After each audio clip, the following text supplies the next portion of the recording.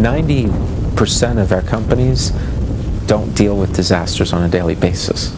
I mean, much more than 90%. And so the biggest challenge is just frankly that dealing with disasters is not a core competency. So we have to learn, we have to rely on disaster experts to tell us how to be able to relate and how to function and all the rest of it.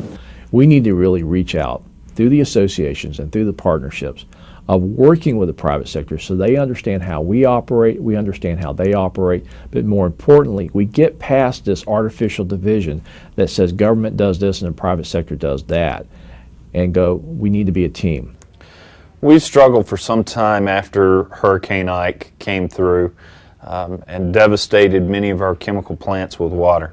These plants are critically essential to this community.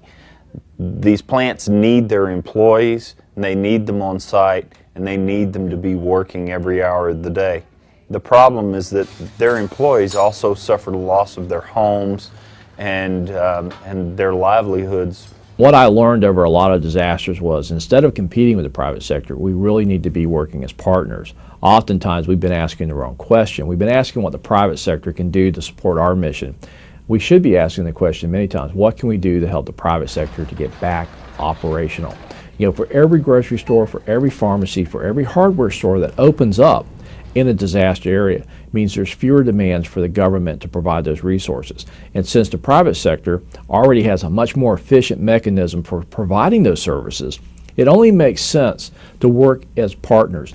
It is imperative that businesses understand the ramifications of what happens when you have no power for an extended period of time. It's that when your facilities are destroyed in some way or another, when you have no employees or your employees are suffering needs, how do you address that? The best way to do that is to be prepared ahead of time. Given the fact that so much of critical infrastructure is managed or controlled by the private sector, the most important thing business can do is really recognize the interdependence that exists in communities and be prepared to work not only cross-sector between public and private, but also across industry sectors. You look at the chambers from Beaumont, Texas, all the way to Mobile, Alabama, after Katrina, Rita, and Wilma.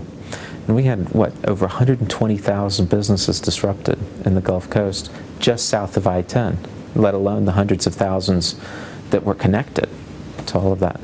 So when you've got a chamber that's got 80% of its membership disrupted, you know they have a vested interest to try and be a part of the longer-term recovery.